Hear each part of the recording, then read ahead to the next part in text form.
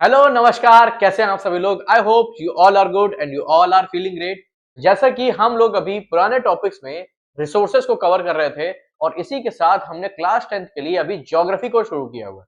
धीरे धीरे हमें हिस्ट्री, सिविक्स और इकोनॉमिक्स तक की जाना है। आई होप कि हमारे पास सफिशिएंट टाइम होगा इन चैप्टर्स को कवर करने के लिए और आप कहीं ना कहीं इन वीडियो से कहीं ना कहीं हेल्प ले सकते हो। ठीक है, तो आई होप कि बेटर रहेंगी आपके लिए चीजें और अच्छे से शॉर्ट में हर टॉपिक को समझाने की पूरी पूरी कोशिश करी है मैंने। तो जैसा कि पहला ये हमारे ऐप का डिस्क्रिप्शन है, आप चाहो तो देख सकते हो और इसी के साथ अगर चाहो तो किस भी जैसे मैथ्स वगैरह पढ़ना है तो आप सब्सक्रिप्शन लेके भी पढ़ सकते हो और तमाम सारे जो टॉपिक्स हैं वो फ्री में भी अवेलेबल कराए गए। तो ज्यादा टाइम को वेस्ट नहीं करेंगे, शुरू कर लेते हैं और चलते हैं अपने पहले स्लाइड की ओर। तो क्या दिख रहा है आपको? Chapter 3 water resources. जैसा कि हम सबको पता है कि हमारी अर्थ में बहुत सारे रिसोर्सेज होते हैं। ठीक, तो हर चीज को हम कहीं ना कहीं अपनी यूटिलिटी के हिसाब से, अपनी नीड के हिसाब से बेसिकली मॉडिफाई करते हैं और उसके बाद क्या होता है, उन सोर्सेस को बार बार यूज करना, दैट मीन कि रिसोर्सेज। बट क्या होगा कि हम कभी ह्यूमन उन चीजों को इतना ज्यादा यूज कर डालते हैं कि कहीं ना कहीं उनकी जो एग्जिस्टेंस है इन द वर्ल्ड वो धीरे धीरे इरेडिकेट हो जाती है, बेसिकली खत्म हो जाती है समझ। तो ये कहीं ना कहीं ये इमेज शो कर रही है कि एक रिवर है, प्रॉपर तरीके से फ्लो कर रही है और हमने उस पर कंस्ट्रक्शन करके प्रॉपर डैम्स वगैरह बनाए और बाद में हम उससे किसी ना किसी इरिगेटेड फील्ड के लिए यूज कर सकते हैं, ड्रिंकिंग वाटर पर्पस के लिए यूज कर सकते हैं और कहीं ना कहीं डैम वगैरह बना के हम उसे इलेक्ट्रिसिटी को भी जनरेट कर सकते हैं। तो इसी तरह के इस टॉपिक में यही समझाया गया है कि वाटर को कैसे हम लोग एज अ रिसोर्स यूज कर सकते हैं और कैसे उसे प्रिजर्व कर सकते हैं फॉर द फ्यूचर जनरेशन। क्योंकि हमने ये भी पढ़ा था ना कि सस्टेनेबल डेवलपमेंट भी करना है। तो अगर सस्टेनेबल डेवलपमेंट नहीं करेंगे तो क्या होगा, हमारे फ्यूचर की जो लोग होंगे उनके लिए वो चीजें अवेलेबल नहीं होंगी। दैट मीन्स कि हमारी जो अर्थ है कभी भी सुटेबल नहीं होगी फॉर दी ह्यूमंस। ठीक, तो सबसे पहले देख लेते हैं water is a renewable resource. अभी हमने वही समझा ना कि रिसोर्स है, वाटर भी है, दैट मीन्स कि वो रिन्यू हो सकता है। बट इसलिए इसमें देखेंगे कि अभी कई तरीके के वाटर होंगे। मतलब भाई साहब ये क्या आप क्या बता रहे हो, कई तरीके के वाटर होंगे, दैट मीन्स कि उनका यूजेस अलग अलग होगा। डोमेस्टिक पर्पस के लिए अलग तरीके से हम यूज करते हैं, पीने और जो ड्रिंकिंग पर्पस के लिए वो बहुत कम मात्रा में होता है। ठीक, ज्यादातर जो क्या है सलाइन वाटर होता है जो हमारी अर्थ में, समुद्रों में या फिर सीज वगैरह में आपको देखने को मिल जाएगा। ठीक, तो water scarcity occurs due to the following reason कि वाटर की जो स्कैरसिटी है बेसिकली वो किस किस वजह से हमें देखने को मिलती है। इस चीज में, इस स्लाइड में हमने यही देखने की कोशिश करी है और अभी हम इसको यहाँ पर ऐसे ही देख पाएंगे। तो सबसे पहले क्या है, only a small fraction of the earth water is usable for fresh water. जैसे हमने अभी जाना ना कि भाई अर्थ पे इतना सारा पानी है बट सिर्फ बहुत ही स्मॉल क्वांटिटी में जो फ्रेश वाटर है उसे हम, फ्रेश वाटर में भी बेसिकली क्या है, कई तरीके के पार्टिसिपेशन की भाई, ड्रिंकिंग पर्पस के लिए क्या है और दूसरे यूजर्स के लिए उनके लिए हम कैसे यूज कर सकते हैं। तो तमाम सारे जो फ्रेश वाटर बेसिकली कहाँ पे होगा, या तो रिवर्स में कह सकते हैं या फिर ग्लेशियर में, आइस कैप्स में बेसिकली, क्योंकि ऐसा हिमालयन रीजन है तो वहीं पर से तो क्या हो रहा है कि रिवर्स वगैरह फ्लो कर रही है। तो इसी तरह की चीजों को यहाँ पे बताने के लिए देखा गया। ठीक है, वही जैसे कि हमने बात की, मोस्ट वाटर इज सलाइन और फ्रोजन इन अ ग्लेशियर। तो ज्यादातर तो सलाइन है कहाँ पे, ओशन में, और फ्रेश वाटर जो है कहाँ अवेलेबल है, ग्लेशियर्स में। तो दैट मीन्स कि यही बता रहा है। और रैपिड पॉपुलेशन ग्रोथ क्या, सबसे पहले तो ये अनइवन डिस्ट्रीब्यूशन ऑफ रेनफॉल देख लो कि भाई हमारे प्लेनेट पे हर जगह कभी भी एक समान रेनफॉल नहीं होती है। अब सपोज कि हमको ये पता है कि हमारा क्या है, सपोज कि ये अर्थ है। अब ये अर्थ है, हमको ये जानना था कि हमारे, हम देखते हैं ये है हमारा इक्वेटर। इक्वेटर के ऊपर क्या आता है, Tropic of Cancer and Tropic of Capricorn उसके नीचे। तो हमारा जो ये रीजन है, ट्रॉपिकल रीजन, यहाँ पे रेनफॉल ज्यादा होती है as compare to high latitudes या फिर कूलर वाले रीजन से कह लो। तो क्योंकि यहाँ पे सनलाइट अवेलेबल है प्रॉपर तरीके से, सनलाइट अवेलेबल होती है तो उससे वाटर इवेपोरेट होता है और इवेपोरेशन के बाद कहीं ना कहीं ये प्रोसेस एक पूरा वाटर साइकिल तरीके से चलता ही रहता है। तो यही सारी चीजें बताने की कोशिश करी गई है कि हम इन चीजों को कैसे देख पाएंगे अपने इन्वायरमेंट में। ठीक, तो अनइवन डिस्ट्रीब्यूशन ऑफ रेनफॉल वही बताने की कोशिश करी मैंने कि हमारी अर्थ में हर जगह अलग अलग तरीके की रेनफॉल होती है। सपोज कि प्रेसिपिटेशन के ही अंडर आती है रेनफॉल।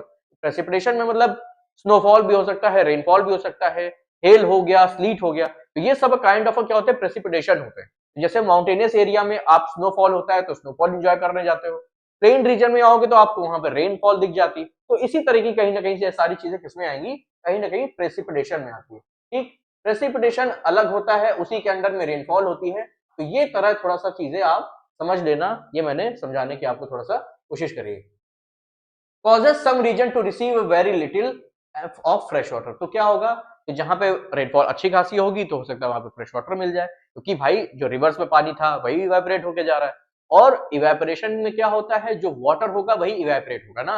अगर सैलिनिटी है कहीं पे, या फिर कह लो कि कुछ अदर एलिमेंट्स वगैरह है, तो वो तो इवेपोरेट होके जाएंगे नहीं।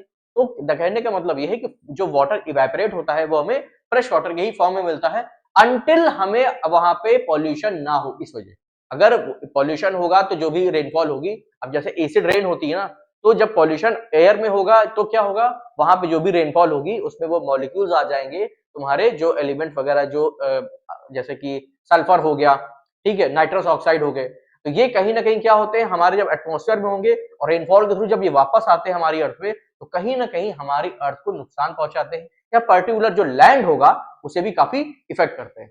तो रैपिड पॉपुलेशन ग्रोथ है कि भाई पॉपुलेशन जो है काफी तेजी से ग्रो कर रही है, और जब जो वाटर है हमारे पास लिमिटेड अमाउंट में है, बट और क्या कर रहे हैं हम उसे कहीं ना कहीं डिप्लेट कर रहे हैं, प्रॉपर यूज करने के बजाय हम उसे कहीं ना कहीं वेस्ट कर रहे हैं। अब जैसे रिवर्स वगैरह हो गई, तो रिवर्स वगैरह में हम क्या कर रहे हैं, जैसे इंडस्ट्रीज वगैरह है, तो इंडस्ट्रीज वगैरह विदाउट प्योरीफाई करे वो वाटर को रिलीज करे दे रहे हैं। अब जैसे मैं अभी फिलहाल कानपुर में, कानपुर में हम यहाँ पे देखते हैं जो गंगा रिवर है सबसे ज्यादा पॉल्यूटेड कहाँ है, कानपुर में ही है, क्योंकि इंडस्ट्रीज जो हैं वो कहीं ना कहीं अपना काम प्रॉपर वे में नहीं करती है, ना ही गवर्नमेंट उन चीजों पर ध्यान देती है, और वो गंदा वाटर जो होता है वो कहीं ना कहीं डायरेक्टली डाल दिया जाता है जो भी रिवर होती है। और कहीं ना कहीं जो हमारी रिवर है, जैसे हमने क्या किया था, रिसोर्स में समझा था कि भाई गंगा माँ है, तो क्या ये जस्टिफिकेबल है, जस्टिफाई है अगर हम अपनी माँ को इस तरह से गंदगी प्रोवाइड करा रहे हैं या फिर उसको दे रहे हैं? तो ये थोड़ा सा सोचने समझने वाली बातें हैं। तो कहीं ना कहीं हम अपने रिसोर्स को यूज नहीं कर रहे हैं, उनको वेस्ट कर रहे हैं। तो ये चीजें हमें नहीं करनी है, काफी ध्यान देने की जरूरत है, ठीक है। देन बात आती है excessive use of water in agriculture and in industry, कि भाई एग्रीकल्चर जो कहीं भी करना होगा तो हमें क्या चाहिए, भाई इरिगेशन करेगी तो वाटर की तो डिमांड होगी होगी। अब अगर इंडस्ट्रीज भी चलानी है तो उसके लिए भी वाटर होगा। दैट मीन्स कि ह्यूमंस की हर चीज के लिए हमें वाटर की कहीं ना कहीं जरूरत थोड़ी सी हो चाहे ज्यादा हो, ज्यादातर तो होती ही होती है, ठीक। तो वही कहने का मतलब है रिड्यूसेस अवेलेबिलिटी, इसकी वजह से क्या होता है, हमारी जो अवेलेबिलिटी है फ्रेश वाटर की वो क्या होगी, डिक्लाइन हो जाएगी। और जो फ्रेश वाटर अवेलेबल भी था तो हम क्या कर रहे हैं, या तो पहले चीज तो लैंड पे अगर डाल दिया गंदा पानी या फिर गंदे एलिमेंट, तो वो क्या कर रहे हैं, जो ग्राउंड वाटर होगा उसे भी इंपैक्ट कर रहा है। और अगर उसी से ही, उसी इंडस्ट्री से हमने क्या किया कि गंदगी अगर फेंक दी कहाँ, रिवर्स वगैरह में, या फिर पॉन्ड कह लो या फिर कोई छोटी स्ट्रीम भी कह लो, तो उसकी वजह से भी क्या हो रहा है, हमारा फ्रेश वाटर कहीं ना कहीं इंपैक्ट होता है। Over extraction of a ground water, lower water table and reducer recharge. अब क्या होगा कि किसी रीजन में भाई वाटर जो भी था, जो कह लो कि कह सकते हैं ना कि जमीन में जो भी पानी होता है बेसिकली, तो उसमें क्या होगा, हम जगह जगह, अब तो हर जगह अवेलेबल होता है सबमर्सिबल, बट अब पहले क्या होता था, ये चीजें नहीं होती थी, बट अवेलेबिलिटी ज्यादा है तो उसका मिसयूज भी ज्यादा है। तो ये कहीं ना कहीं काफी गलत चीजें हैं। और over extraction of a ground water का कहना है मतलब जो बेसिकली वाटर टेबल है, पहले अगर पानी हमें कह सकते हैं 50 या 60 फीट पे भी मिलता, वैसे पता नहीं बहुत रेयर ही एरियाज होते जहां मिलता होगा, तो बट जो पहले कहने का मतलब है अगर तो वाटर हमें जल्दी मिल जाता था, बट हम अब हमें क्या मतलब जो ग्राउंड लेवल था बेसिकली वो कहीं ना कहीं और नीचे जाता चला जा रहा है। ये थोड़ा सा सोचने समझने वाली बात है कि ऐसा क्यों हो रहा है, क्योंकि ओवर एक्सट्रैक्ट कर रहे हैं ना हम, कि पानी जो ग्राउंड लेवल भरा हुआ था उससे हम और ज्यादा उसको वहां से एक्सट्रैक्ट कर रहे हैं। तो अगर एक्सट्रैक्ट करते चले जाएंगे और उसे रिचार्ज होने के लिए प्रॉपर टाइम भी नहीं मिल रहा है, ना प्रॉपर रेनफॉल मिल हो रही है, तो क्या होगा, वो कहीं ना कहीं ग्राउंड वाटर टेबल जो था वो नीचे चला जाएगा, just because of the over extraction of the water, ठीक है। Then pollution of river, lake and ground water makes water unfit for the use. वही हमने बात करी कि हम क्या कर रहे हैं, रिवर्स में भी पॉल्यूशन बढ़ा रहे हैं, कोई स्ट्रीम थी वो भी पॉल्यूटेड हो रही है, लेक्स वगैरह, तो दैट मीन ये सारी चीजें जो हम ह्यूमंस कर रहे हैं अपने रिसोर्सेज को कहीं ना कहीं वेस्ट कर रहे हैं, उनको नुकसान पहुंचा रहे हैं, और इससे खामियाजा किसको भुगतना पड़ेगा, हमें प्रेजेंट टाइम में भी, और इन अ फ्यूचर जनरेशन के लिए भी वो काफी खतरनाक होगा। क्लाइमेट चेंज तो इंपॉर्टेंट फैक्टर है ही भाई, कि हर जगह पहले क्या होता था भाई, ग्लोबल कूलिंग हुई, फिर ग्लोबल वार्मिंग हुई, फिर ग्लोबल कूलिंग हुई, फिर ग्लोबल वार्मिंग हुई। तो अभी जो हो रहा है भाई ग्लोबल वार्मिंग है, दैट मीन्स की हमारी जो अर्थ होगी वो गर्म होना शुरू करेगी, हीटअप होगी। और क्या होगा, कहीं ना कहीं ये हमारे लिए बहुत ही सोचने समझने वाली चीज है कि ऐसे क्यों हो रहा है, कि अब इस ये होगा तो क्या होगा, ड्रॉट लाइक सिचुएशन आएंगी। जो ग्लेशियर होंगे वो क्या होंगे, वो मेल्ट होंगे। अगर ग्लेशियर ज्यादा मेल्ट हो जाएंगे तो ओशनिक वाटर क्या होगा, वो इंक्रीज करेगा, और इंक्रीज करेगा दैट मीन्स जो आइलैंड नेशन जो हमें आज दिख भी रहे हैं वो कहीं ना कहीं सबमर्ज हो जाएंगे इन अ फ्यूचर टाइम। अब जैसे मालदीव वाली कंट्रीज हैं, मालदीव हो गया, सेशल्स आइलैंड हो गए, तो ये कहीं ना कहीं हमें फ्यूचर में हो सकता है 50 या 100 साल बाद देखने को ही ना मिले कभी। जैसे आज हम लोग हिस्ट्री में पढ़ते हैं कि पुराने टाइम में अलास्का था, ये था, वो था, तो बट अब क्या होगा, 100 साल बाद हमें हिस्ट्री में पता चलेगा कि भाई ऐसे कोई आइलैंड हुआ करते थे बट आज के टाइम पे वो नहीं है। क्यों? क्योंकि हमारा जो ग्राउंड ओशनिक वाटर टेबल है वो कहीं ना कहीं इंक्रीज हो रहा है, ओशन का लेवल, तो उसकी वजह से जो भी आसपास के रीजन होंगे वो क्या करेंगे, सबमर्ज हो जाएंगे। ठीक है, तो इरेगुलर रेनफॉल भाई इसकी वजह से क्या हुआ, क्लाइमेट चेंज हुआ, तो मतलब जो रेनफॉल का पैटर्न था वो भी चेंज हो गया। तो अब क्या है, जैसे कि हम क्या करते हैं कि डिफोरेस्टेशन कर रहे हैं, हमने भी लास्ट टाइम पे भी पढ़ा था वाइल्ड लाइफ वाले में, हमने डिफोरेस्टेशन किया तो उसकी वजह से क्या हुआ कि हमारे आसपास की जो लैंड थी वो कहीं ना कहीं और ज्यादा हीटअप होगी ना, क्योंकि फॉरेस्टेड एरियाज नहीं है। और फॉरेस्ट कितने इंपॉर्टेंट रोल प्ले करते हैं रेनफॉल के लिए, और वो हर चीज को बैलेंस करते रहते हैं। अगर क्योंकि भाई हमें पता है ना कि ऑक्सीजन हम ह्यूमंस लेते हैं और CO2 ऑब्जॉर्व करने का काम किसका है, क्योंकि वो उनके लिए इंपॉर्टेंट है ना, किसके लिए, प्लांट्स के लिए, ट्रीज के लिए। तो कहीं ना कहीं अगर जब वो होंगे ही नहीं तो CO2 कहां जाएगा, हमारे एटमॉस्फेयर में आएगा, और एटमॉस्फेयर जब हीटअप होगा तब क्या होगा, क्लाइमेट चेंज जैसे सिचुएशन हमें देखने को कहीं ना कहीं डेफिनेटली मिलेगी। ठीक, तो ड्राइंग ऑफ वाटर की भाई जो रिसोर्सेज होंगे वाटर के, जैसे रिवर हो गया, पॉन्ड हो गया, तो ये सारे रिसोर्सेज जो क्या करेंगे, अब जैसे एक अरल सागर शायद था हमारे USA वाले रीजन में, तो आज टाइम पर टोटली ड्राइड हो चुका है। तो कहने का मतलब यही है कि बहुत सारे हमारे सोर्सेस ऐसे हैं जो हमारी गलती की वजह से वो कहीं ना कहीं हमारी, कह सकते हो कि क्लाइमेट चेंज में जो हम ह्यूमंस का इतना बड़ा हाथ है, उसकी वजह से ये सारे जो रिसोर्सेस थे कहीं ना कहीं आज खत्म होने की कगार पे आ गए। ठीक है, poor water management and wastage, कि भाई हमें वाटर का मैनेजमेंट करना ही नहीं आता है कि हम उन रिसोर्सेज को यूज कैसे करेंगे। अब सपोज कि हमारी नीड थी 1 लीटर पानी की, हमने क्या किया, वॉशरूम गए, 6-6 लीटर पानी वेस्ट हो रहा है। तो इस तरह की चीजें जहां पे अवेलेबिलिटी है वाटर रिसोर्सेज की, हम उसको कभी ये ही नहीं देखते कि कहीं पे अगर वाटर नहीं है तो उनके लिए कितनी ज्यादा जरूरी होती है। तो दैट मीन्स कि अगर हमारे पास कोई चीज अवेलेबल है तो उसकी रिस्पेक्ट करना सीखनी चाहिए। अब सपोज कि समटाइम मेरे से भी गलती हो जाती होगी, बट मैं पूरी कोशिश ये करता हूँ कि उन अपने जो रिसोर्सेज है, क्योंकि इतना पढ़ाने के बाद अगर मैं उन चीजों पे अमल नहीं कर पा रहा हूँ, दैट मीन्स कि हमें ही भाई खुद को सुधारने की बहुत जरूरत है। और मैं ये नहीं कह रहा कि मैं टोटली परफेक्ट हूँ, बट पूरी कोशिश करता हूँ कि जो चीजें आपको समझा रहा हूँ वो भी मैं भी फॉलो करूँ। तो हमेशा वाटर को कहीं ना कहीं यूज करिए, बट लिमिटेड अमाउंट में जितनी जरूरत है, वेस्ट मत करिए। ठीक है, पर्सन द सिचुएशन जो कि हमने पढ़ा कि पुअर वाटर मैनेजमेंट होगा तो क्या होगा, हम जो सिचुएशन है हमारे लिए, जब चीजें जो रिसोर्सेज है वेस्ट होंगे तो आगे काम नहीं आएंगे। दैट मीन्स की सिचुएशन जो होगी काफी वर्स हो जाएगी। ठीक, due to this factor it is predicted that by 2025 nearly 2 billion of people will absolute water scarcity, कि भाई भविष्य में इन अ फ्यूचर हम लोग वाटर स्कैरिटी से जूझने वाले हैं। बहुत सारे एरियाज ऐसे हैं हमारे इंडिया में ही, बेसिकली वर्ल्ड की तो क्या ही बात करना, इंडिया में ही बहुत सारे ऐसे एरियाज होंगे जहां पे रिवर या फिर कह लो सोर्सेज अच्छे खासे हैं, या फिर रेनफॉल भी बहुत अच्छी होती है, बट उसके बावजूद वहां पे पीने के पानी की कमी। अब जैसे किसी पर्टिकुलर रीजन में ड्रॉट लाइक सिचुएशन हो गई, बट उसके बाद भी क्या होगा, पानी ही पानी हमें सब जगह दिख रहा है, बट पीने के लिए तब भी लोग तरस रहे हैं कि उनके पास फ्रेश वाटर नहीं है, पीने के लिए नहीं है, डोमेस्टिक यूजेस के लिए नहीं है, प्रॉपर खाना बनाने के लिए नहीं है। तो मतलब कि हमें ये जानना है ना कि हमारे लिए इन चीजों का कितना ज्यादा रोल है, कितना इंपॉर्टेंट रोल है, कि हम अपनी लाइफ में अगर इनको जरा सा भी दूर भी कर दें। अब सपोज अगर आप एक दिन के लिए पानी ना मिले तो परेशान हो जाएंगे। अब जैसे कभी मान लो कि सहारा डिजर्ट में लाइक सिचुएशन हो गई, हम लोग फंस गए वहां पे, तब हमें समझ में आता है कि वाटर की कितनी ज्यादा इंपॉर्टेंट। तो उन लोगों के लिए जहां पे वाटर बिल्कुल भी नहीं है, उनके लिए एक एक बूंद की इंपॉर्टेंट होती है। तो इन चीजों को थोड़ा सा मैं रिक्वेस्ट कर रहा हूं कभी बचा के रखने की, इन चीजों को आराम से यूज करिएगा, लिमिटेड यूज में इन चीजों को प्रयोग करिए। ठीक, चलिए आगे बढ़ते हैं। डिस्पाइट वाटर बीइंग रिन्यूएबल, कि भाई जब होगा ही नहीं, वाटर स्कैरिटी होगी, तो इन चीजों को कैसे हम लोग रिन्यू कर पाएंगे। ठीक है, चलिए आगे बढ़ेंगे। Water scarcity and the need of water conservation and management, कि भाई वाटर स्कैरसिटी तो है और हमें इसे कैसे यूज करना है, कैसे इन चीजों को मैनेज करना है फॉर आवरसेल्फ और दी फ्यूचर जनरेशन। ठीक है, despite water being abundant and renewable, water scarcity is growing a problem. कि भाई अवेलेबिलिटी भी है, सारी चीजें हैं, उसके बावजूद कहीं ना कहीं हमें वाटर स्कैर्सिटी की दिख रही है। क्यों? क्योंकि हम उसे प्रॉपर यूज नहीं, मैनेजमेंट नहीं कर पा रहे ना। अगर चीजों का अच्छे से मैनेज करके चले तो कितनी अच्छी चीज होगी, उन चीजों को प्रॉपर तरीके से मैनेज। आप सपोज कि आप ही कोई प्लानिंग कर रहे हो, सपोज कि आप एग्जाम के लिए तैयारी कर रहे हो, अगर उन चीजों को अपने तुम्हारे पास सोर्सेस से किताबें ऑनलाइन वीडियोस हो गए या फिर कोई बुक्स वगैरह हो गए, रेफरेंसेस हो, बट उन्हें तुम प्लानिंग के तरीके नहीं पढ़ रहे हो कि हाँ 10 घंटे ये पढ़ लिया, फिर 2 घंटे ये पढ़ लिया, फिर 3 घंटे ये भी पढ़ लिया, तो ऐसे नहीं होती है बेटा पढ़ाई। पढ़ाई के लिए हमें हर चीज को प्रॉपर वे में मैनेज करना पड़ेगा ना। सपोज कि हमारे पास 24 आवर्स हैं, तो 1 घंटा इस सब्जेक्ट को दे दिया, 2 घंटे इसे दे दिए, या फिर जो बहुत ज्यादा इंपॉर्टेंट थे उन्हें और ज्यादा इंपॉर्टेंस दे दी।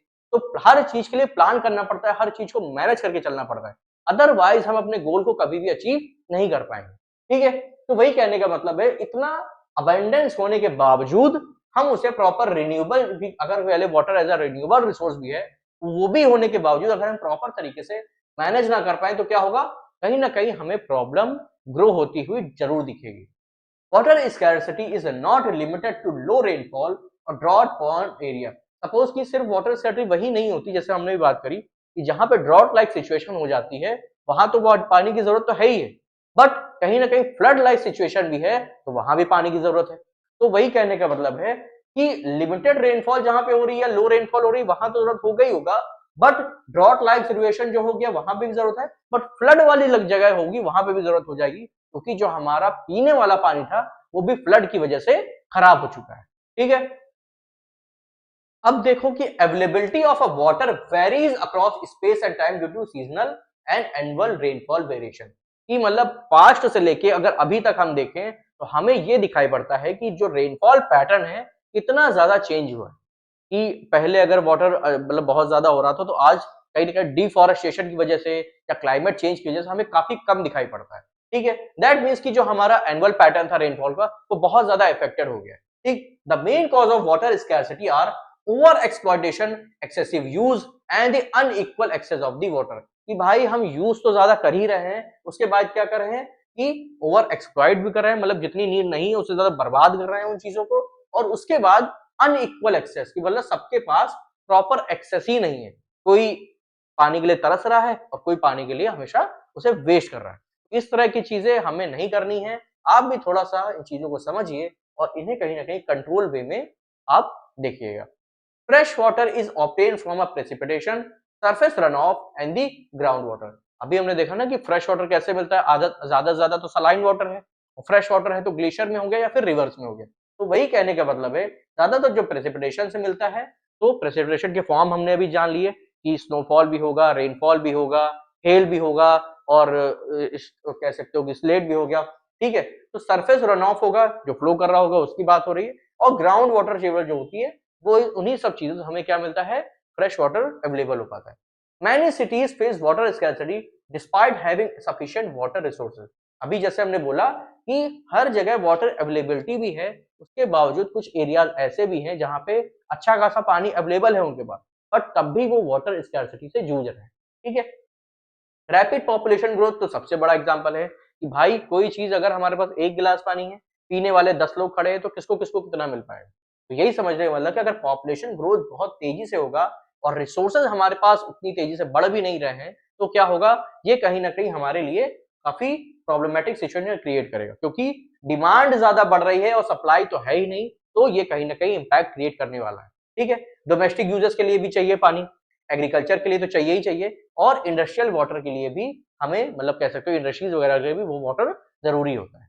तो कहने का यही मतलब है, माल्थस एक थे काफी इकोनॉमिक्स कह लो या फिर ज्योग्राफी में, बेसिकली उनके बारे में आप पढ़ोगे कि रिसोर्सेज जो होते हैं वो लिमिटेड अमाउंट में बढ़ रहे हैं, जो पॉपुलेशन है वो कहीं ना कहीं रैपिड ग्रोथ कर रही है।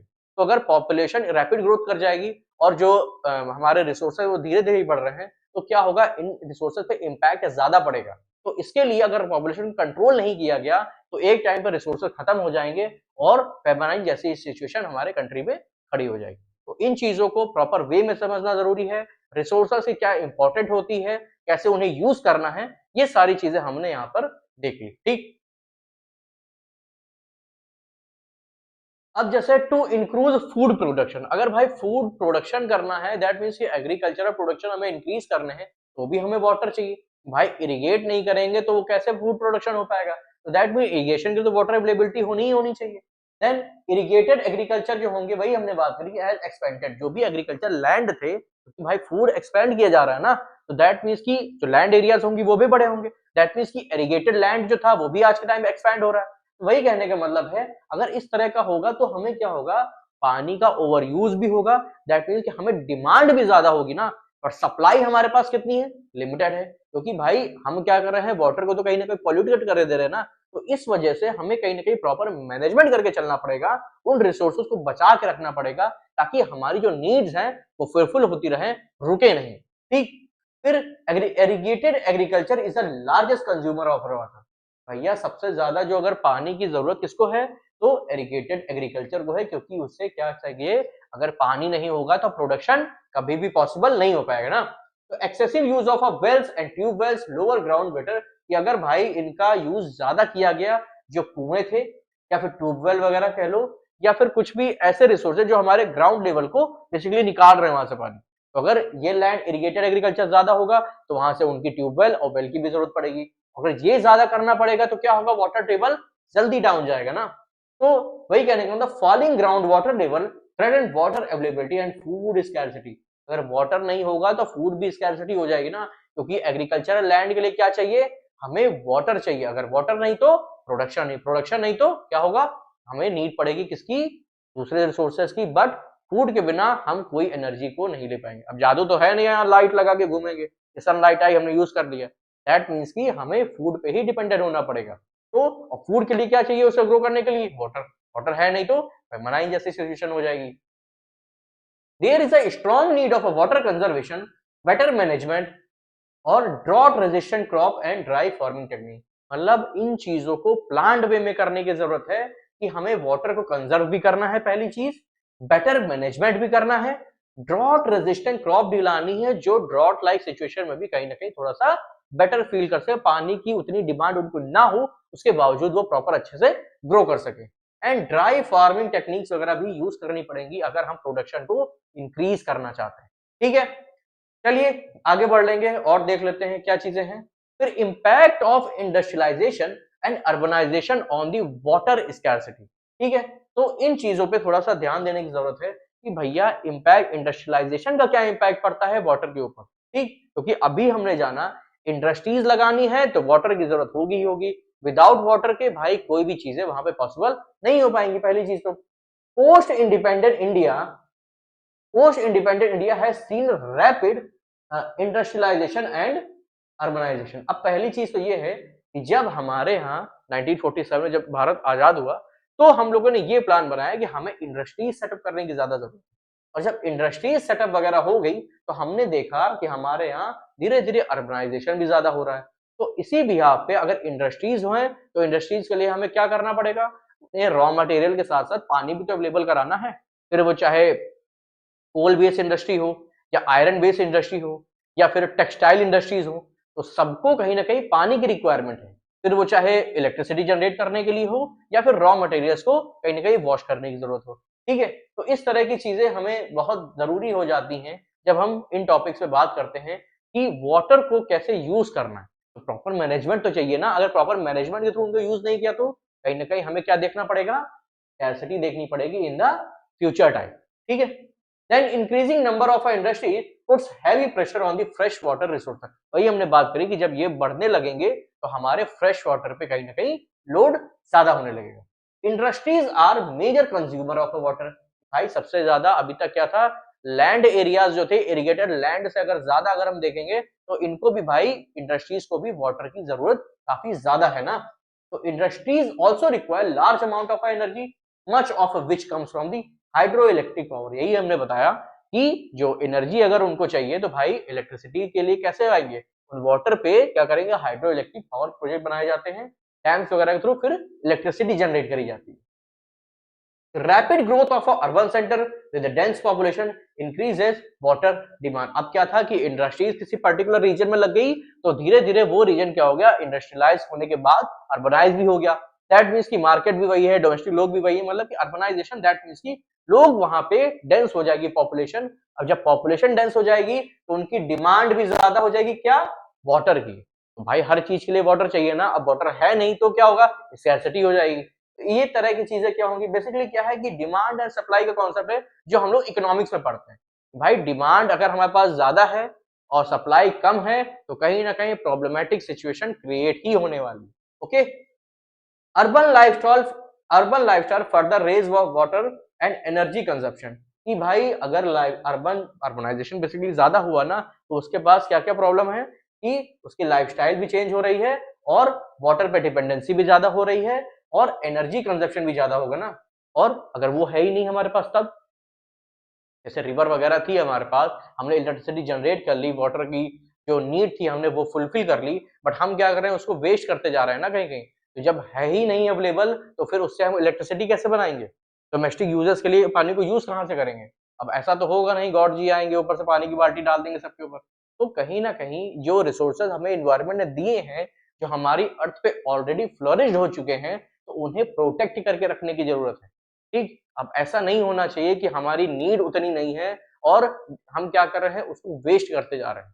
ठीक है, तो many housing society use ground water pumping devices for daily water needs. अब जैसे आपके आस पड़ोस में या फिर मे भी हो सकता है कभी कभी आपसे भी हो जाता होगा कि हमने क्या किया कि वाटर पंपिंग डिवाइसेस लगवा ली हर जगह। हर घर में आज के टाइम पे क्या है, हमें सबमर्सिबल कहीं ना कहीं दिखेगा ही दिखेगा। तो क्या होता है, मोटर चला दिया गया और सो गए, भाई साहब चल रहा है, मोटर भी चल रही है बहुत देर तक, 5-5 6-6 घंटे चल रही है, 12-12 घंटे चलते रहते हैं। तो उससे क्या होगा, जो वाटर पंप हो रहा है ग्राउंड लेवल से, वो कहाँ जा रहा है, नालियों के थ्रू, जो क्या हो गया, ड्रेनेज वगैरह होंगे, वो कहीं ना कहीं किसी बड़े नाले में जा रहा है, फिर उसके बाद वो कहीं जा रहा है। दैट मीन्स कि हमने ग्राउंड लेवल से जो वाटर निकाला था वो कहीं ना कहीं वेस्ट हो गया ना। तो अगर इस तरीके की चीजें हम ध्यान नहीं रखेंगे तो हमारी इलेक्ट्रिसिटी जो भी अब जनरेट हो रही थी उसके लिए भी हमने वाटर का यूज किया और पानी भी हमने वेस्ट कर दिया। दोनों जगह से नुकसान कर रहे हैं ना, और फिर डिमांड ये कर रहे हैं कि हमारे पास पानी की कमी है।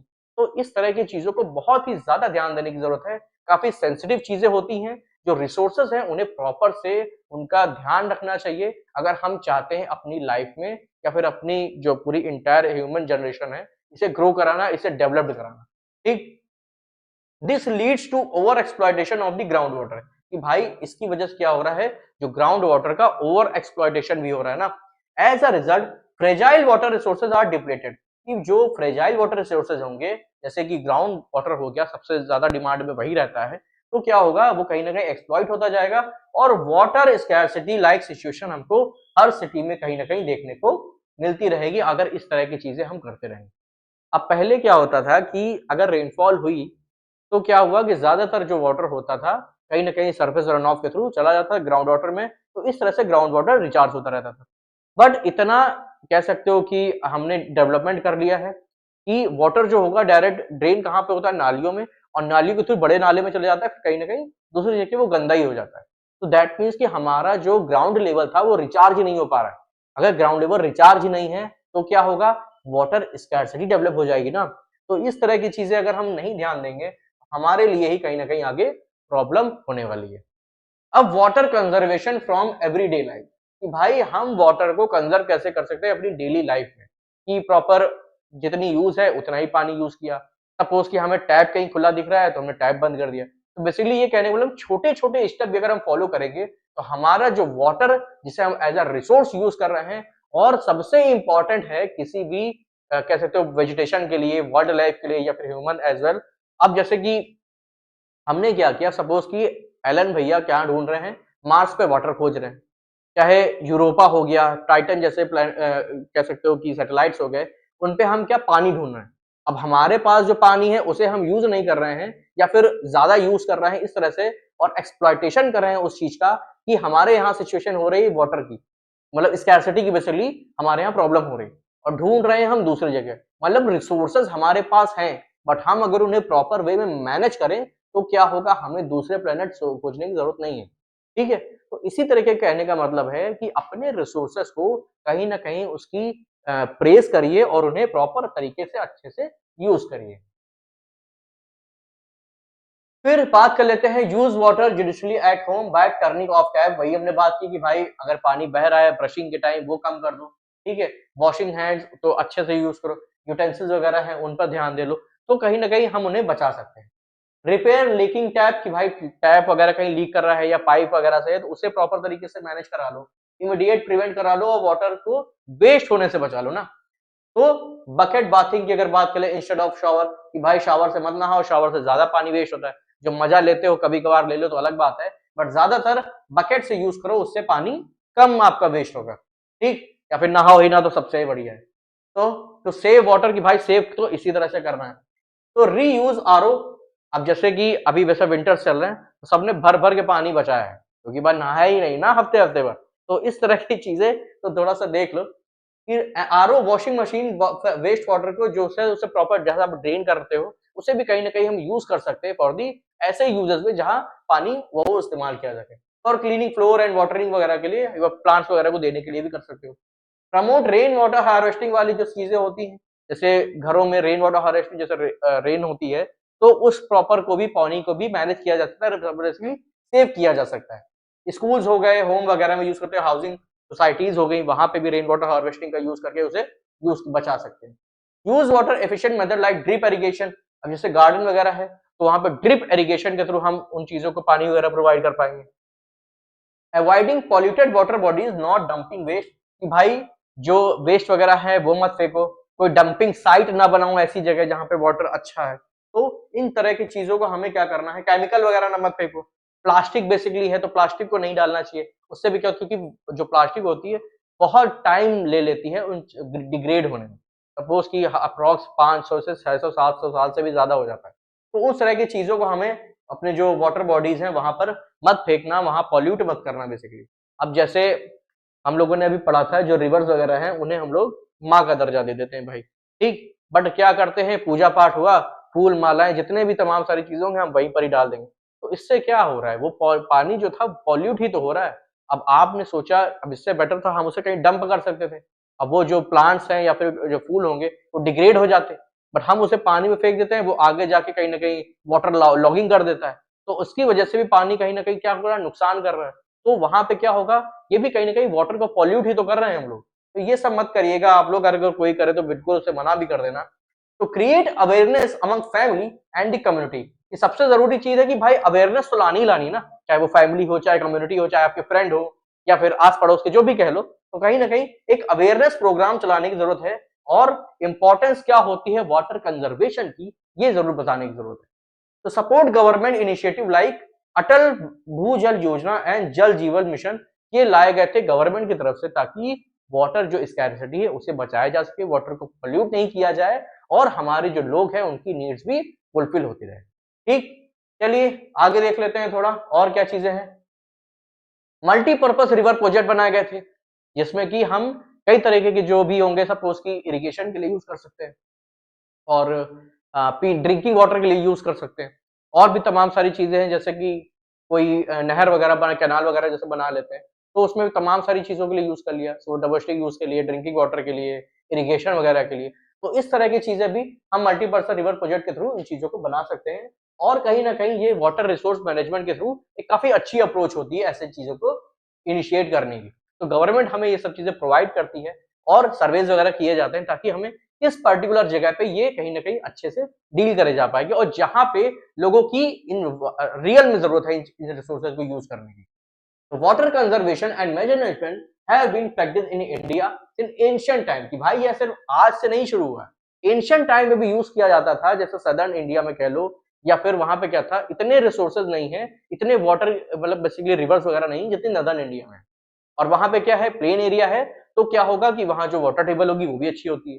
बट ज्यादातर जो एरिया अगर हम साउथ में देखें तो कहीं ना कहीं प्लेट्यूज रीजन है, या फिर माउंटेनस रीजन लाइक वेस्टर्न घाट, ईस्टर्न घाट हो गया, हमारा सेंट्रल हाईलैंड हो गया। तो ये यहाँ पे क्या है, क्योंकि काफी हाइट पे है, उबड़ खाबड़ भी है, और जो इनके जो रॉक्स वगैरह है वो भी काफी हार्ड है। तो as compare to northern plain अगर देखेंगे तो यहाँ पे तो पानी अवेलेबल है, बट वहां पे वाटर टेबल लो है। तो वहां पे लोग एंशिएंट टाइम में क्या करते थे, बड़े बड़े से पॉन्ड बनवा लेते थे, ताकि जब रेनफॉल वगैरह हो तो वो पानी वहां पे कलेक्ट हो जाए, और जब मतलब रेनफॉल का सीजन नहीं हो तब भी उनको उस वाटर को यूज किया जा सके। तो ancient India build sophisticated hydraulic structure वगैरह बनाए जाते थे, लाइक डैम वगैरह हो गया, रिजर्वायर वगैरह बनाया जाता था, ठीक है, लेक्स बनवा दिए, एम्बैंकमेंट बनवा दिए गए, एंड कैनाल्स वगैरह, जैसे हमने ये बात करी कि कैनाल वगैरह जहां जरूरत होती थी प्रॉपर कैनाल बना लिया, और डिफरेंट डिफरेंट यूजेस के लिए उन वाटर के लिए हम उसको यूज कर सकते हैं ना। Example of a ancient hydrologic structure कौन कौन से थे, इसमें कई सारे नाम है, इंपॉर्टेंट है, ये थोड़ा सा देख लेते हैं, एक बार आप रीड भी कर लेना। तो सबसे पहले क्या था, सिंगा वेगापुरा, जहां पे जो कि फर्स्ट सेंचुरी बीसी में था, इलाहाबाद के पास, and had an advanced water harvesting system to channel flood water of the Ganga, जो कि फ्लड वाटर होता था गंगा का, उसे प्रॉपर तरीके से वो यूज कर पाते थे। तो ड्यूरिंग चंद्रगुप्ता मौर्य इसमें क्या किया था, एक्सटेंसिव डैम वगैरह बनाए गए, डैम्स और लेक्स वगैरह बनाई गई, और इरिगेशन सिस्टम के लिए भी तमाम सारे कंस्ट्रक्शन करे गए, जिससे हमारा जो इरिगेशन था वो इंटरप्ट ना हो, और किसी भी पर्टिकुलर एरिया पे फूड का प्रोडक्शन अच्छा किया जा सके।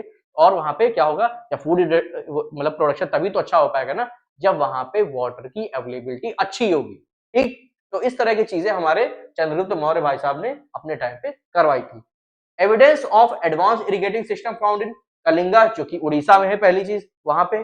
फिर नागार्जुना कोंडा आंध्र प्रदेश, बेन्नूर कर्नाटक, एंड कोल्हापुर महाराष्ट्र। ये थोड़ा सा इंपॉर्टेंट प्लेसेस होते हैं, इनके नाम जरूर याद करना, कहाँ पे हैं ये जरूर देख लेना, और मैप वगैरह जब मैप वाली सीरीज लाएंगे तो कोशिश करेंगे इस तरह की अगर चीजें हैं तो उसपे कवर अप करी जा सके। ठीक है, ठीक है, अब बात कर लेते हैं भाई भोपाल लेक के बारे में, जो सबसे काफी बेटर तरीके मानी जाती थी उस टाइम के लिए। तो 11th सेंचुरी में थी, और was one of the largest artificial lake बोली जाती है ऑफ इट्स टाइम। ठीक, फिर हौस खास टैंक बोला जाता था 14th सेंचुरी में, और ये दिल्ली में बनवाया गया था, built by the Iltutmish to supply water to Siri fort के लिए, बेसिकली वाटर प्रोवाइड किया जा सके, इसलिए इसे बनाया गया था। अब क्या है, dams and their role in a water conservation and management. भाई डैम का क्या रोल होता है एज अ वाटर कंजर्वेशन के लिए और उसके मैनेजमेंट के लिए।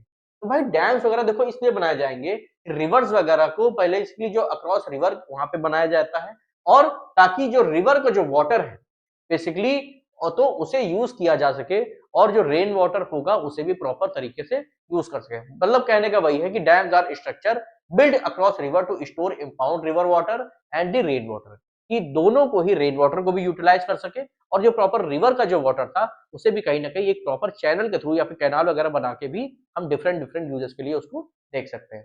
तो traditionally dams were built mainly for irrigation, for agriculture field, कि डैम्स का प्रॉपर सबसे पहले तो इसीलिए था कि हम एग्रीकल्चर यूज के लिए उसे यूज कर पाए। फिर बाद में क्या हुआ कि सबसे इंपॉर्टेंट आज के टाइम में हम ये देखते हैं कि हाइड्रो इलेक्ट्रिक पावर जो भी यूज किया जाता है, तो वो कहीं ना कहीं हम डैम्स वगैरह के ही थ्रू इलेक्ट्रिसिटी को जनरेट कर पाते हैं। अब डैम जो serve as multipurpose such as irrigation, तो इरिगेशन तो हो गया, उसके बाद हाइड्रो इलेक्ट्रिक पावर जनरेशन के लिए भी यूज करते हैं। ठीक है, मतलब मल्टीपर्पज का मतलब ही यही कि मल्टीपल पर्पज के लिए, मल्टीपल यूजर्स के लिए, तो वो इरिगेशन के लिए भी हो जाएगा, हाइड्रो इलेक्ट्रिक पावर जनरेशन के लिए भी, और घरों में वाटर जैसे डोमेस्टिक वाटर सप्लाई है उसके लिए भी हो सकता है, इंडस्ट्रीज को अगर वाटर सप्लाई करनी है तो उसके लिए भी हम लोग इसे यूज कर सकते हैं। ठीक है, फ्लड कंट्रोल के लिए भी उन चीजों पे देखा जाता है। ठीक है, फिर रिक्रिएशन, इनलैंड नेविगेशन और फिश ब्रीडिंग ग्राउंड वगैरह भी आज के टाइम पे इन्हें बनाया जाता है, ताकि वहां फिश को ब्रीड कराया जा सके, ताकि हम कहीं ना कहीं फिश मार्केट वगैरह में उनका प्रॉपर बहुत जगह इन्हें यूज किया जाएगा। ठीक है, because of these multiple uses dams और called the multipurpose river project. भाई हमने बात करी कि मल्टीपल पर्पस होते हैं ना, मल्टीपर्पज इसीलिए बोला जाता है। सबसे जैसे बेस्ट एग्जांपल है भाखड़ा और नांगल डैम, ठीक, सतलज और बीस बेसिन पे बनाया गया है। ठीक है, फिर provide hydel power and irrigation, मतलब कि हाइडल पावर के लिए भी होता है और इरिगेशन के लिए भी होता है। हीराकुंड डैम जो कि महानदी पे बना हुआ है, आपको पता होगा, water conservation and flood control के लिए इसे प्रॉपर बनाया गया है। ठीक है, देन मूव करेंगे multipurpose river project and dam, कि भाई कि अभी तक क्या था कि मल्टीपल पर्पस हमने देख लिए, और कहीं ना कहीं जो और भी चीजें हो सकती हैं क्या बेटर होंगी उन पे भी थोड़ा देखने की जरूरत। ठीक, आफ्टर इंडिपेंडेंस, तो अगर हमने देखेंगे multipurpose river project were launch for the integrated water resource management, कि जो इसे पहले जो इंट्रोड्यूस किया गया था वो इसीलिए गया था कि इंटीग्रेटेड वाटर रिसोर्स मैनेजमेंट के थ्रू इसे देखा गया था। ठीक, these projects were seen as a tools for national development and the progress, कि भाई ये एक ऐसा चीज हम लोग कह सकते थे कि अगर हमारा जो कंट्री है उसे कहीं डेवलपमेंट अगर कराना है, तो ये बेसिकली एक नेशनल डेवलपमेंट एंड प्रोग्रेस के तौर पे हम इसे कंसीडर कर रहे थे उस टाइम पे।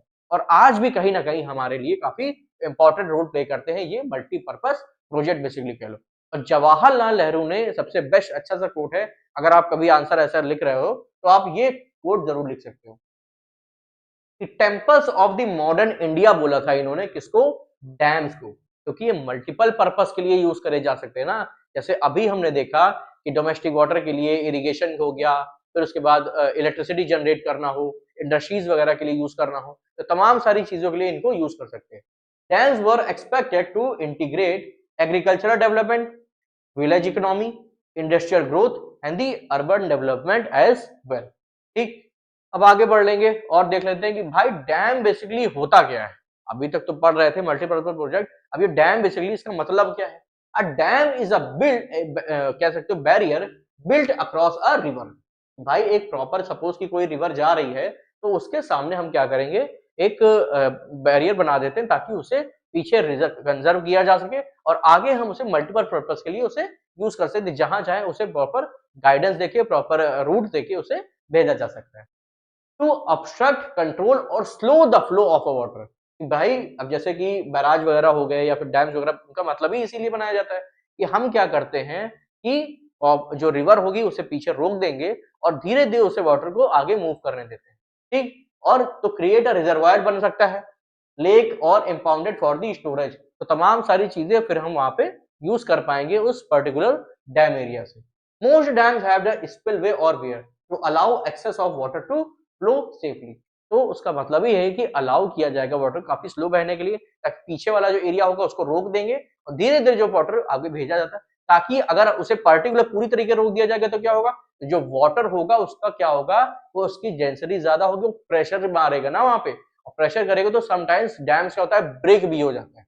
तो इसीलिए क्या होता है, डैम अच्छी जगह सर्वेस करके प्रॉपर बनवाने चाहिए गवर्नमेंट को, और ये देखना चाहिए कि वो कहीं ना कहीं अर्थक्वेक प्रोन रीजन है कि नहीं। अगर अर्थक्वेक वाला रीजन होगा तो क्या होगा, सपोज की क्रस्ट अगर डैमेज हुई तो डैम्स में क्रैक्स पड़ जाएंगे, और डैम्स में अगर क्रैक पड़े तो जो वाटर का प्रेशर इतना होगा तो वो उसे तोड़ता हुआ चला जाएगा, और अगर उसने ये करेगा डैम, तो आसपास के जो रीजन होंगे वहां पे फ्लड आ जाएगी, जिससे कि भाई बहुत ही ज्यादा नुकसान देखने को मिलता है, चाहे वो ह्यूमन लाइफ हो, चाहे वो कह सकते हो कि और तमाम सारी चीजें हो। क्लासिफिकेशन ऑफ अ डैम क्या होगा, based on a structure material. अब इस तरह के भी डैम होते हैं, सबसे पहले टिम्बर डैम हो गया, एम्बैंकमेंट डैम हो गया और मैसनरी डैम हो गया। ठीक है, बेस्ड ऑन हाइट की अगर बात करें तो लो डैम होते हैं, मीडियम डैम होते हैं और हाई डैम्स भी होते हैं। ठीक है, तो इस तरह के जो बेसिकली डैम के जो क्लासिफिकेशन है उसकी बात हो रही है। ठीक, अब जैसे एक इमेज है, आप पहले देख ही लो क्या है। ठीक है, ये प्रॉपर क्या है, हमने ये देखा कि ये प्रॉपर डैम बनाया गया है एक पर्टिकुलर रिवर पे। ठीक है, तो आगे अब क्या होगा कि हम क्या कर रहे हैं, वाटर को यहाँ पे चैनल्स मतलब गेट्स के थ्रू धीरे धीरे से फ्लो होने दे रहे हैं। अब इसकी वजह से क्या होगा, ये प्रॉपर यहाँ पे प्रेशर नहीं मारेगा, बट अगर हम क्या करें, इसको बिल्कुल रिलीज ही नहीं होने देंगे तो ये कहीं ना कहीं एक पर्टिकुलर टाइम ऐसा आएगा जब इतना इस पे प्रेशर हो जाएगा तो क्या होगा, ये सब ब्रेक कर देगा। अब जब ब्रेक कर देगा तो कहीं ना कहीं जो आसपास का दूसरा रीजन था वहां पे फ्लड लाइक सिचुएशन हो जाएगी ना। तो इस तरह की चीजें जो होंगी हमें कहीं ना कहीं रोकनी पड़ती हैं जब इस तरह की चीजें को हम बनाते हैं। ठीक है, तो उसे प्रॉपर वे में मैनेज करना और प्रॉपर वे में कैसे यूज करना है, और ताकि उन चीजों को बचाया भी जा सके और अपनी नीड्स को भी कहीं ना कहीं फुलफिल किया जा सके। ठीक, तो सबसे पहले अगर हम देख लें कि भाई कल्चरल एस्पेक्ट के लिए कौन कौन सी चीजें होंगी, ये जानना बहुत जरूरी है। तो river like Damodar known as the river of sorrow, भैया क्योंकि ये हमेशा क्या करती है, अपना रूट चेंज कर लेती है जब कभी, और क्या होगा, जो आसपास के रीजन होंगे वहां पे क्या होता है, फ्लड आ जाती है, तो इसीलिए इसे बोला जाता है रिवर ऑफ सॉरो, मतलब कि कहीं ना कहीं ये दुख हो, जैसे बिहार को बोलते हैं तो कोसी रिवर को बोलते हैं बिहार का शोक, तो इसी वजह से बोलते हैं कि कहीं ना कहीं क्या होता है, जब वाटर वॉल्यूम ज्यादा हो जाता है तब क्या करेगा, और कहीं ना कहीं वो क्या करता है, वहां पे बाढ़ लाइक सिचुएशन आ जाती है ना। तो कॉज ऑफ फ्रीक्वेंट फ्लड, यही वही जैसे हमने बताया कि फ्लड लाइक सिचुएशन होगी। तो फोक सॉन्ग जैसे है कि भाड़ू सॉन्ग हो गया, reflect people suffering and their hope, then the dams would control flood and ensure stability. ठीक, अब क्रिटिसिज्म क्या होता है हमारे मल्टीपर्पज प्रोजेक्ट का, ये आप जान लो कि लार्ज डैम क्या करेंगे, डिस्टर्ब करते हैं natural flow of a river, कि अगर हम फ्लो मतलब ये जो बड़े बड़े डैम्स होते हैं, अब जैसे क्या था कि कोई रिवर फ्लो कर रही थी, तो हमने क्या किया कि जो रिवर फ्लो कर रही थी नेचुरली उसके बीच में क्या करा, एक डिस्टरबेंस क्रिएट कर दिया ना डैम बना के, तो ये भी कहीं ना कहीं एक तरीके से अगर देखा जाए तो क्रिटिसिज्म हम इसे कह सकते हैं कि हम अपनी जो प्रॉपर स्किल और उसका ब्रेन को नॉलेज को यूज करके क्या कर रहे हैं, रिसोर्सेज को मॉडिफाई करते हैं जैसे हमने बताया अपनी नीड्स के हिसाब से ना, बट सम टाइम उन्हीं गलतियों की वजह से हमें नुकसान भी होता है, जैसे हमने भी बात करी कि जैसे डैम फेल हो जाता है वैसा। दे रिड्यूस सेडिमेंट फ्लो, कि अब जैसे क्या होगा कि जब वाटर कहीं कलेक्ट हो गया है तो क्या होगा, सेडिमेंट का फ्लो नहीं हो पाएगा। अब जब सेडिमेंट फ्लो नहीं हो पाएगा तो भी प्रॉब्लमैटिक सिचुएशन होगी, कॉजिंग एक्सेसिव सेडिमेंटेशन इन दी रिजर्वायर। कि भाई जैसे अभी हमने पीछे देखा था ना, आ गया, एक सेकेंड, कि अब सपोज कि हमने यहाँ पे इसे यहाँ पे देख दिया तो रिवर जो सेडिमेंट ला रही थी, अब क्या होगा, वो सेडिमेंट तो आगे जा नहीं रहे, बहुत कम जा रहे हैं, तो उसकी वजह से क्या होगा, इस रिजर्वायर में क्या होगा, सेडिमेंटेशन का लोड बढ़ जाएगा। अब जब लोड बढ़ जाएगा तो उसका लोड और वाटर का प्रेशराइजेशन वो भी प्रॉब्लम करेगा, तो सेम चीज वही कहने का मतलब है। तो इस तरह की चीजें क्या होती हैं, कहीं ना कहीं आगे प्रॉब्लम क्रिएट करने लगती, ठीक। This reduced rocky river bed and poor habitat for the aquatic life. तो अब क्या है, ये एक्वेटिक लाइफ के लिए भी कहीं ना कहीं क्या कर रहा है, एक दिक्कत क्रिएट कर रहा है, क्योंकि जो भी रिवर में एक्वेटिक लाइफ थी वो भी कहीं ना कहीं क्या हो रही है, हार्म हो रही है इसकी वजह से। Then dams blocks migration of the aquatic fauna. अब जो एक्वेटिक फ्लोना वगैरह था, जैसे फिशेस वगैरह हो गए, अब क्या कर रहे हैं कि जो फिशेस को कभी या फिर कोई बेसिकली प्लांट्स वगैरह ग्रो करके चले जाते हैं, बह के चले जाते हैं, तो उनके फ्लो में भी कहीं ना कहीं वो प्रॉब्लम क्रिएट कर रहा है ना, कि सपोज कोई फिश कहीं पहले मिल रहे थे पूरे टाइम पे, तो अब क्या हो रहा है, वो प्रॉपर वे में नहीं मिल पा रही। अब जैसे कि रिवर डॉल्फिन जैसे होती है, तो पहले वो हमें अच्छी खासी उसमें मिलती थी रिवर्स वगैरह में, अब क्या होता है, उसे बेसिकली क्या सुसु डॉल्फिन भी बोलते हैं, ठीक है। तो वो उससे क्या होता है, उसका जो एक कह सकते हो कि रूट था वो कहीं ना कहीं हमने डिस्टर्ब कर दिया। तो डैम्स वगैरह ये कहीं ना कहीं प्रॉब्लम क्रिएट करते हैं फॉर द एक्वेटिक लाइफ, ठीक है, specially fish in the spawning, ये समझ लो। Reservoir submerge natural vegetation and fertile soil on the flood plain. अब क्या करेगा, जो रिजर्वायर करे होते हैं कि फ्लड प्लेन के आसपास क्या करेंगे, सेडिमेशन को भी कहीं ना कहीं क्रिएट कर देते हैं, और कह सकते हो कि नेचुरल वेजिटेशन होती है और जो फर्टाइल सॉइल होगी उसे भी क्या करेंगे, कहीं ना कहीं डुबा देते हैं, ठीक है। Submerge vegetation and soil decompose affecting the ecosystem. अब जब ये सबमर्ज हो जाएगा तो क्या करेगा, जो आसपास का इकोसिस्टम होगा उसे भी कहीं ना कहीं हार्म पहुंचाएगा। तो हर चीज के पॉजिटिव और निगेटिव प्रॉन्स भी होते हैं, तो कहीं ना कहीं हमें दोनों में बैलेंस बना के चलने की जरूरत है, सिंपल ये समझ लो, ठीक। चल आगे आगे मूव कर लेंगे। अब क्या है भाई, एक प्रोजेक्ट बनाया गया था सरदार सरोवर डैम, जो बनाया गया था नर्मदा रिवर में गुजरात में, और काफी बड़ा प्रोजेक्ट था।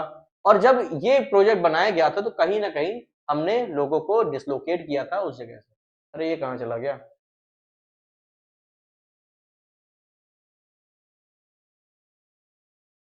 ठीक है। अब देख लेते हैं, एक प्रोजेक्ट लाया गया था सरदार सरोवर डैम, जो कि गुजरात में बनाया गया था। और जब ये डैम बनाया जा रहा था तब बेसिकली बहुत सारे जो लोकल पीपल थे उनको वहां से रिप्लेस किया गया, वहां से मूव किया गया ताकि वो कहीं और रह लें।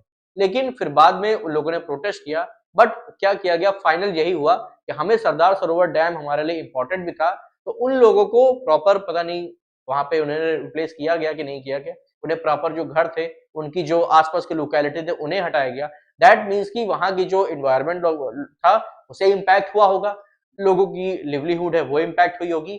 बट कहीं ना कहीं अगर हम ये चीजें कर रहे हैं तो हमें लोगों के बारे में ध्यान देने की बहुत जरूरत है, या और वहां की वाइल्ड लाइफ पे इम्पैक्ट ना हो, जो बेसिकली फ्लोरा एंड फौना है उन्हें कोई डिस्टर्बेंस ना हो, तो ये थोड़ा सा समझना चाहिए हम ह्यूमंस को।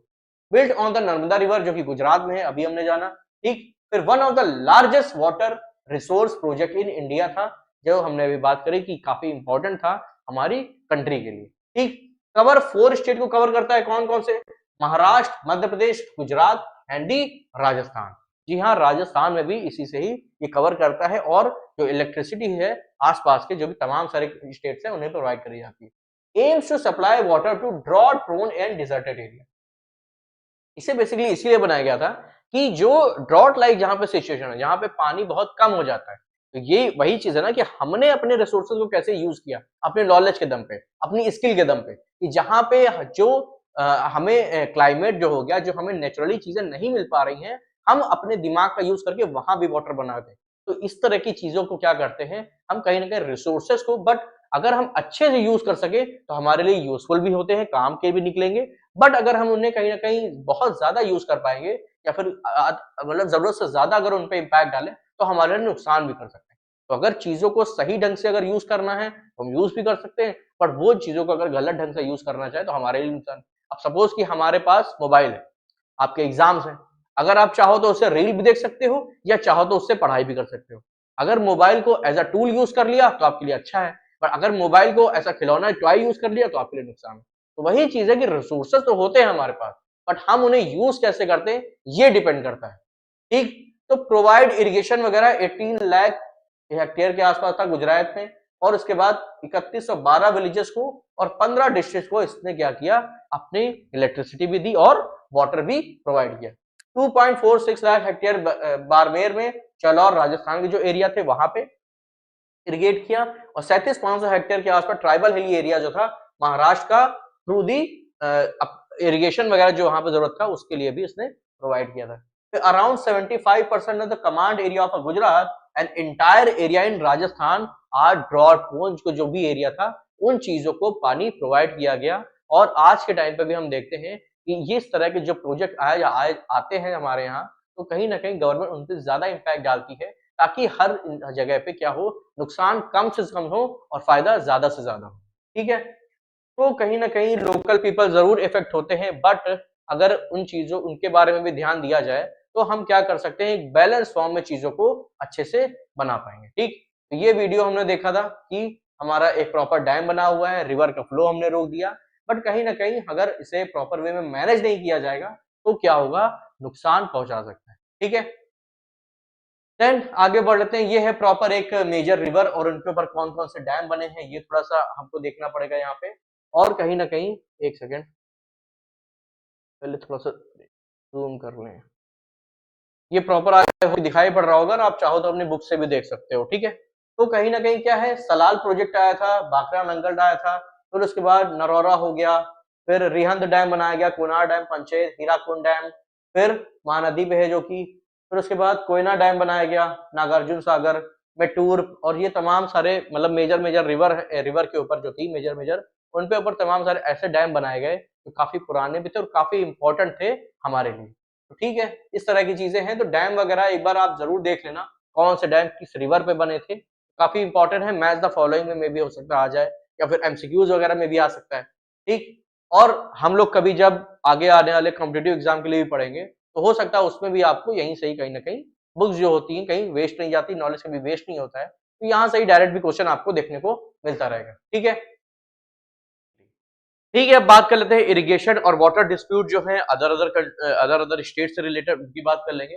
तो impact of irrigation on cropping pattern, कि भाई क्रॉपिंग पैटर्न पे इरिगेशन का क्या ही, अगर हम लोग देखते हैं चीजों को चेंज करेंगे तो कहीं ना कहीं तमाम सारी चीजें इम्पैक्ट होंगी, तो कुछ पे पॉजिटिव इम्पैक्ट जाएगा, कुछ पे निगेटिव इम्पैक्ट जाता है। तो वही कहने का मतलब जो क्रॉपिंग पैटर्न है हमारा, उस पे क्या इम्पैक्ट पड़ेंगे उसकी बात हो रही है। ठीक है, तो irrigation has led farmer to shift towards a water intensive and commercial crop, कि अगर कहीं वाटर अगर अवेलेबिलिटी ज्यादा है तो वहां पे जैसे राइस हो गया, वीट हो गया, जिनको वाटर की डिमांड ज्यादा है उस तरह की क्रॉप होगी। बट अगर कहीं पे वाटर स्कैर्सिटी है या फिर वाटर इरिगेशन के लिए उतना ज्यादा अवेलेबल नहीं है, तो हमें उसके अकॉर्डिंग ही क्या करना पड़ता है, क्रॉप्स को ग्रो कराना पड़ता है, ताकि हर, क्योंकि हमें पता है ना कि अपने इंडिया में कितनी डाइवर्सिटी है, तो हर रीजन में कहीं ना कहीं वाटर की अवेलेबिलिटी ज्यादा है। जस्ट बिकॉज ऑफ दैट हमें क्या करना पड़ेगा, वहां के क्लाइमेट को समझना पड़ेगा, वाटर की अवेलेबिलिटी को समझना पड़ेगा, उसके बाद ही हम किसी भी क्रॉप को वहां पे ग्रो करा पाएंगे।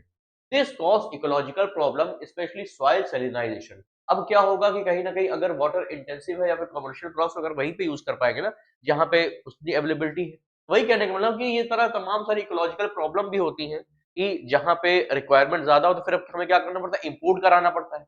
इंपोर्ट कराएंगे तो उसमें क्या होगा, कहीं ना कहीं टैक्सेस वगैरह ज्यादा होता है। तो ये तमाम सारी प्रॉब्लम कहीं ना कहीं देखने को मिल जाती है।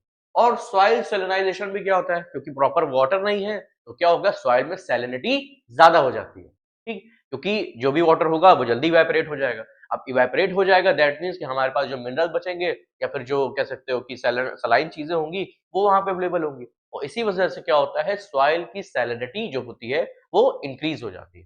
ठीक, एम्स टू इंश्योर, अब जैसे प्रधानमंत्री कृषि सिंचाई योजना जो आई थी, कि क्या क्या मोटिव्स थे, ये काफी इंपॉर्टेंट है, ये थोड़ा सा ध्यान रखने की जरूरत है। मे भी कहीं ना कहीं किसी क्वेश्चन में पूछ लेगा तो आपको कहीं ना कहीं आंसर फ्रेम करने में काफी इंपॉर्टेंट रहेगा। ठीक है, aims to ensure protective irrigation to all farm, कि हर खेत को पानी, इनका मोटिव जो था कि सारे खेत जो होंगे उनको वाटर अवेलेबल कराना, ताकि एक हमें कह सकते हो kind of a protective irrigation, ताकि सबके लिए अवेलेबल हो जाए ना। Improves on form water use efficiency, पर ड्रॉप मोर क्रॉप, ठीक है, ये था। प्रमोट्स वाटर सेविंग टेक्नोलॉजीज की, ड्रिप, जैसे ड्रिप इरिगेशन वगैरह है, कि वाटर को बेसिकली बचाया जा सके, वो इरिगेशन के थ्रू वेस्ट नहीं होना चाहिए। ठीक, तो ड्रिप एंड स्प्रिंकलर वगैरह इरिगेशन के लिए यूज किया जाता है, कि अगर छोटे छोटे ड्रिप जाते हैं, जैसे स्प्रिंकलर होता है ना, कि हर जगह पानी फेंकता है प्रॉपर वे में, तो उससे क्या होता है, वाटर कम भी यूज हो पाता है और अच्छे से यूटिलाइजेशन हो सकता है उसका। Encourage sustainable water conservation practice. अब सस्टेनेबिलिटी की जरूरत नहीं है बताने को, लास्ट टाइम हम पढ़ भी चुके हैं, बट कि वही है कि बचा के रखना है, अपने प्रेजेंट नीड को फुलफिल करना है, एंड फ्यूचर जनरेशन के लिए भी उसे प्रॉपर वे में मैनेज करते हुए चलना है। ठीक है, चलिए नेक्स्ट पढ़ेंगे।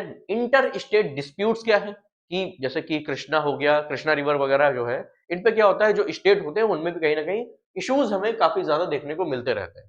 ठीक है, अब जैसे इंडस वाटर ट्रीटी कराई गई थी, उससे क्या था कि पाकिस्तान और इंडिया वाले रीजन में कहीं ना कहीं डिस्प्यूट वगैरह देखने को मिलता है। इस तरह की चीजें जब होती हैं तो कहीं ना कहीं प्रॉब्लमेटिक सिचुएशन भी होती है, कि हर स्टेट की रिक्वायरमेंट होती है, हर कंट्री की रिक्वायरमेंट होती है वाटर की, बट क्या करना पड़ता है हमें उसमें कहीं ना कहीं एक समझौता बेसिकली कह सकते हो, उससे भी तमाम सारी चीजें इफेक्ट हो जाती है। अब जैसे कृष्णा और गोदावरी का जो भी डिस्प्यूट है, हमें कहीं ना कहीं दिखना पड़ता है किसका, महाराष्ट्र, कर्नाटक एंड आंध्र प्रदेश जैसे तेलंगाना के आसपास। ठीक है, फिर कावेरी डिस्प्यूट जो है कर्नाटक, तमिलनाडु और केरला, पौंडीचेरी वाले रीजन में। रावी बीच डिस्प्यूट पंजाब, हरियाणा, राजस्थान के बीच में देखने को मिलेगा। नर्मदा डिस्प्यूट कहाँ होता है, ये देख लो भाई, एमपी में। और गुजरात और महाराष्ट्र और राजस्थान, मतलब जो भी नर्मदा रिवर है, इन चारों में उनके लिए डिस्प्यूट होता रहता है, कि कौन वाटर कितना परसेंट ऑफ नर्मदा रिवर का यूज कर पाएगा।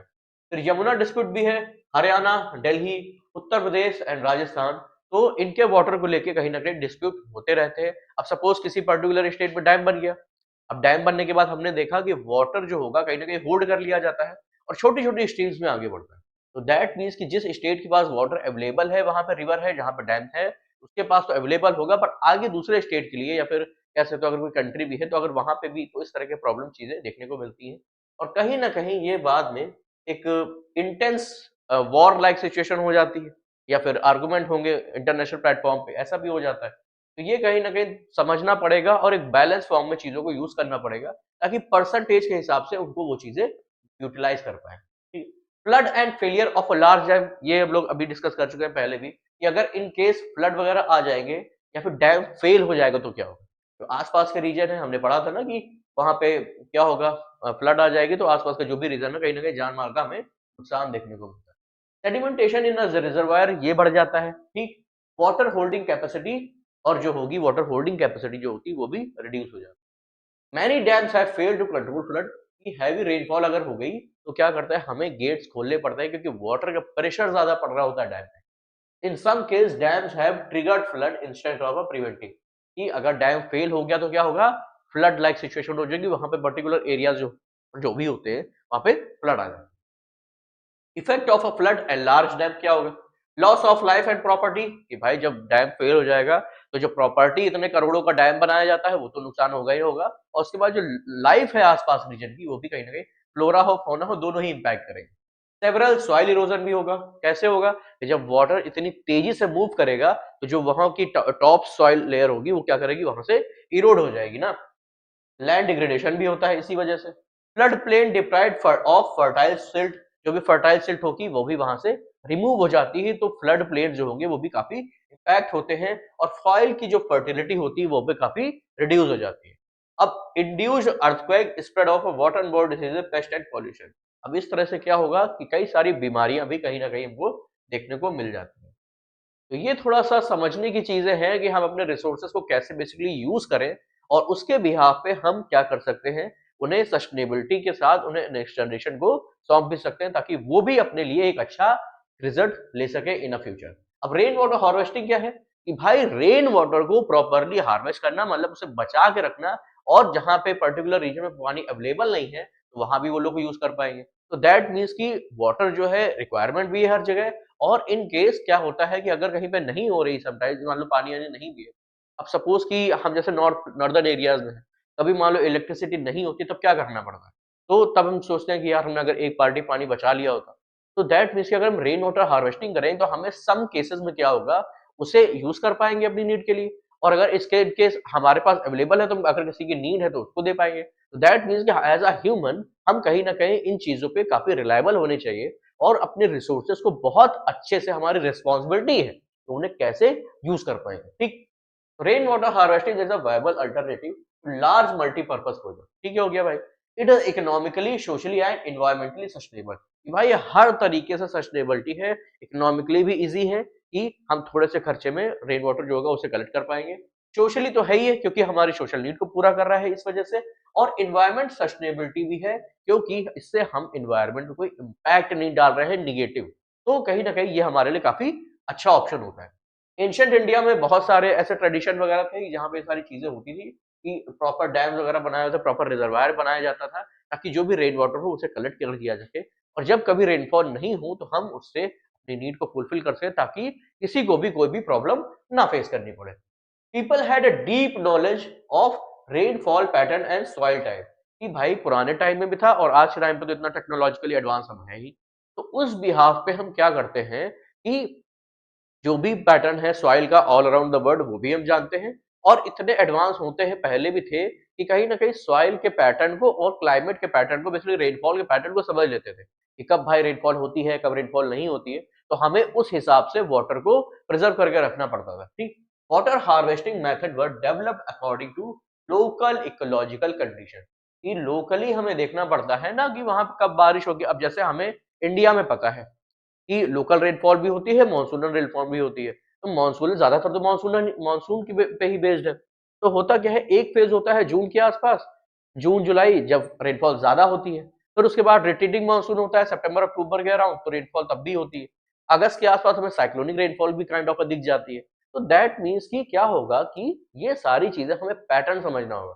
फिर विंटर्स में क्या होता है, विंटर्स में हमें वेस्टर्न डिस्टर्बेंस की वजह से बारिश देखने को मिलेगा। बट सम प्लेसेस ऐसे होंगे कि अगर कोई माउंटेन लाइक का बैरियर हो गया, या फिर काफी अंदर हो गए, मतलब इनलैंड हो गया, तो वहां पे रेनफॉल नहीं हो पाती। तो इन उस रीजन में क्या करना पड़ेगा हमें, ये तमाम सारी चीजें काफी हेल्प प्रोवाइड करती है। ओके, आई होप समझ आ गई होंगी चीजें। अब क्या है, ट्रेडिशनल रेन वाटर हार्वेस्टिंग क्या होती है, ये देख लो भाई, कि जो पहले से भी बनाए गए थे और आज के टाइम में भी बनाए जा रहे हैं, उनका क्या रोल है हमारे लिए। ठीक है, तो गर्ल्स एंड नल्स जो होते हैं डाइवर्जन चैनल होते हैं, जो कि वेस्टर्न हिमालय रीजन में यूज करे जाते हैं for the irrigation purposes. Roof top rain water harvesting क्या होती है, जैसे घरों पे छतों पे ही बना सकते हैं। Widely practice in Rajasthan for drinking water. ठीक, तो ड्रिंकिंग वाटर के लिए बेसिकली ये लोग उसको यूज कर पाते हैं। इंट्रोड्यूशन चैनल का क्या मतलब है, use in the flood plain of Bengal for irrigation.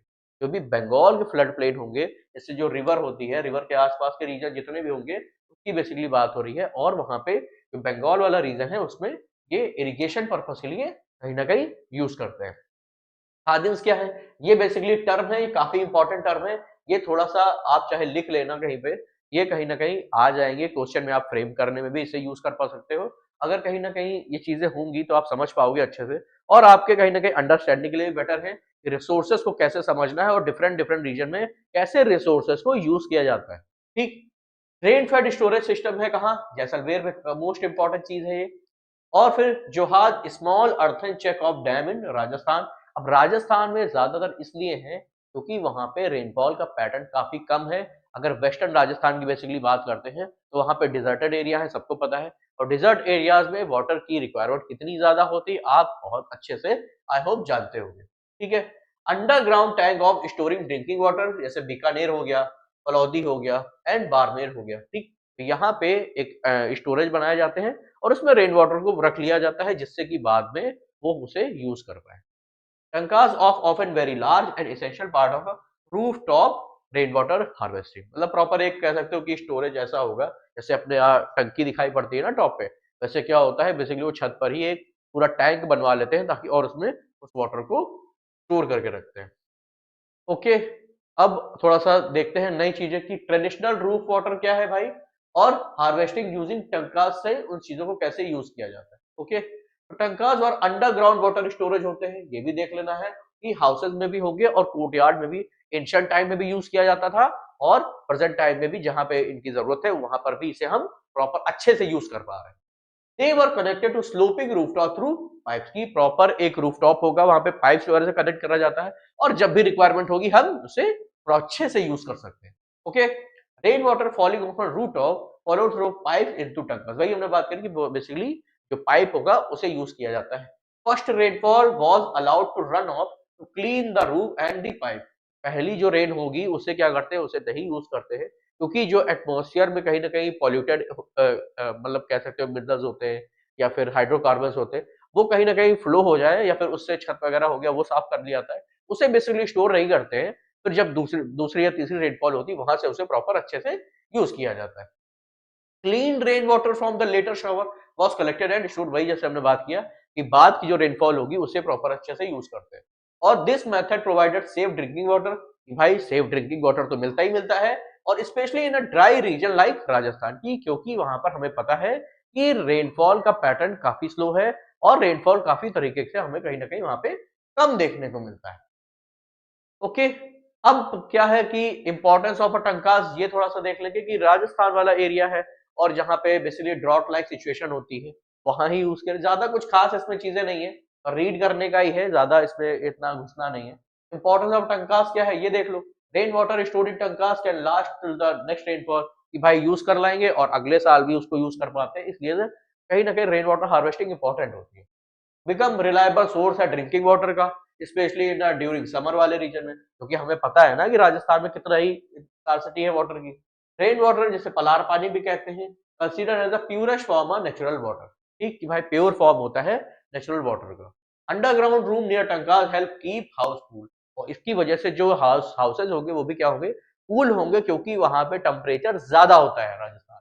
Okay, roof top rain water harvested in different region, और भी कई अलग अलग रीजन है जहां पर हमें इनकी रिक्वायरमेंट होती है, जैसे जैसे हमारा वहां का एटमॉस्फेयर या फिर कह सकते हो क्लाइमेट अलाउ करता है। शिलोंग में बेसिकली यूज किया जाता है, despite heavy rainfall nearby Cherrapunji and Mawsynram, Shillong faces water scarcity. अब देखो सबसे भाई मोस्ट कहीं ना कहीं इंटरेस्टिंग चीज कह सकते हैं, इंटरेस्टिंग चीज कैसे कि हमको ये पता है कि चेरापूंजी या मौसिन राम वाले रीजन में अच्छा खासा रेनफॉल होता है, ठीक है, मानसून की वजह से, और कहीं ना कहीं वेटेस्ट प्लेस भी है, बट वहां का स्ट्रक्चर जो है काफी रॉकी है, तो उसकी वजह से जो सॉइल होती है या फिर ये कह सकते हैं कि वहां पे वाटर स्टोर्ड नहीं हो पाता है। दैट मीन्स कि अंडरग्राउंड जो वाटर है वो वहां पे इतना अवेलेबल ही नहीं है, क्योंकि ज्यादातर जो रॉकी स्ट्रक्चर उसकी वजह से जो भी रेनफॉल होती है वो कहीं ना कहीं रन ऑफ हो जाती है, और इस वजह से लोगों को वहां पे यूज करने पड़ते हैं ये टंकास, जिससे वो पीने के लिए पानी को यूज कर पाए, और इतना ज्यादा वाटर होने के बावजूद हमें कहीं ना कहीं इस तरह की वाटर स्कैर्सिटी वहां पे देखने को मिलती है। ठीक, almost every house has a rooftop harvesting, ये सारे हाउसेज में ये बनाया जाता है। 15 to 25% of household water needs are met through it, ठीक है, तो ज्यादा टफ चीजें नहीं है इसमें कि रेन वाटर हार्वेस्टिंग कैसे करनी है, ये थोड़ा सा समझने की चीजें हैं। एक दो पॉइंट आप कहीं ना कहीं इंक्लूड कर लो कि जैसे कि घरों पे करना है, टंकास वगैरह बनाते हैं, तो आपकी अंडरस्टैंडिंग में वो चीजें कहीं ना कहीं होनी चाहिए। ठीक है, अब बात कर लो भाई वेस्टर्न राजस्थान पे आ जाओ, कि जैसे डिजर्टेड वाला जो एरिया है बेसिकली उसकी बात करी जा रही है, तो predicted decline due to Indira Gandhi canal. अब क्या था कि इंदिरा गांधी कैनाल बनाई गई थी जिसकी वजह से उस पर्टिकुलर रीजन में भी वाटर अवेलेबल कराया गया जहां पे राजस्थान वाले रीजन में अवेलेबल नहीं है। Some houses still uses tankas due to better taste of rain water, कि अब पहले क्या है, अब तो क्या है कि कैनाल वगैरह है उससे तो मिल ही जाता है, बट कहीं ना कहीं आज भी लोग इस तरह की चीजें प्रैक्टिस करते हैं। फिर कर्नाटक वाला एक जो विलेज है थथूर की बात कर लो तो 200 हाउस होल्ड होंगे अप्रोक्स जो इस तरह की चीजें कर रहे हैं। ठीक, each house collect nearly 15,000 litre जो होगा वो एनुअली अगर बात करें तो वो कलेक्ट कर लेते हैं approx. Village known as rich in rain water, और इसे रेन वाटर बेसिकली क्या है इस चीज में कलेक्ट करने में काफी इसको रिच माना जाता है। ठीक, गवर्नमेंट के क्या इनिशिएटिव है ये भी समझना जरूरी है कि तमिलनाडु में फर्स्ट स्टेट ऐसा बना था to make roof top rain water harvesting compulsory by law.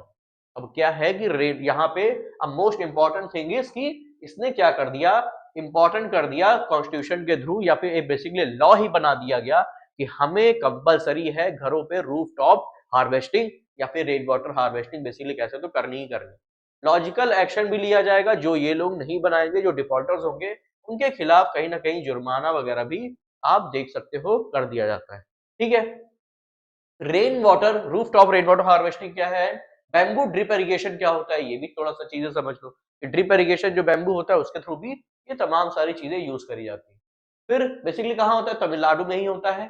First Indian state था जो हमने देखा, कंपलसरी कर दिया गया वहां ये सारी चीजें, और all houses across the state कहीं ना कहीं ये सारी चीजें करने की हमें लगता है जरूरत भी है, अगर जरूरत है अगर, क्योंकि ऑब्वियस सी बात है कि water is a important resource ना, अगर हम यूज ही नहीं कर पाएंगे उसे अच्छे से तो हम कैसे सर्वाइव कर पाएंगे। तो इसलिए स्ट्रिक्ट एक्शन भी होना चाहिए। अब जैसे हम क्या करते हैं, मोटर को चला दिया छोड़ दिया, तो उससे क्या होगा, कहीं ना कहीं पानी तो वेस्ट हो रहा है ना। तो अगर हम उन चीजों पे जब तक एक्शन नहीं लेंगे स्ट्रिक्ट, तो क्या होगा, लोग समझेंगे नहीं और उसकी इंपॉर्टेंस नहीं समझ पाएंगे। क्योंकि अगर हम लोग अच्छे से समझ जाए खुद से तो अच्छी बात है, बट आई डोंट थिंक कि अंडरस्टैंडिंग लोगों में या फिर सिविक सेंस ज्यादा अच्छा अगर होता, तो हम लोग कहीं ना कहीं काफी एडवांस हो चुके होते अब तक। तो वही कहने का मतलब है कि डिफॉल्टर जो होंगे उन पर पेनाल्टीज डालनी पड़ेगी। Recharging ground water and improving water availability, अगर ये सारी चीजें कर लेते हैं तो कहीं ना कहीं हम वाटर अवेलेबल करवा पाएंगे और ग्राउंड वाटर को बेसिकली रिचार्ज भी कर पाएंगे। ठीक है, अब थोड़ा सा आगे बढ़ लेते हैं। बैम्बू ड्रिप इरिगेशन क्या है ये थोड़ा सा समझने की जरूरत है। तो बैम्बू ड्रिप इरिगेशन क्या होता है, थोड़ा सा ये समझ लीजिए कि काफी पुरानी टेक्निक है और इसे यूज भी किया जाता था। तो 200 साल से लगभग ये इरिगेशन यूज होता था, ज्यादातर मेघालय वाले रीजन में यूज होता है। ठीक, यूज बैम्बू पाइप्स वगैरह यूज करते हैं, tap water from the stream and perennial spring से। ठीक है, water flow by the gravity from hill top to agricultural field. भाई क्योंकि वहां पे कह सकते हो कि हिली रीजन है और रूफ टॉप से बेसिकली बैम्बूस को यूज किया जाता है ताकि वो धीरे धीरे पानी वहां पर जो इरिगेशन फील्ड है उनकी वहां तक चला जाए। तो about 18 to 20 litre of water enter in this system. ठीक, and the plant side water is reduce 20 to 80 drops per minute ensuring minimum wastage.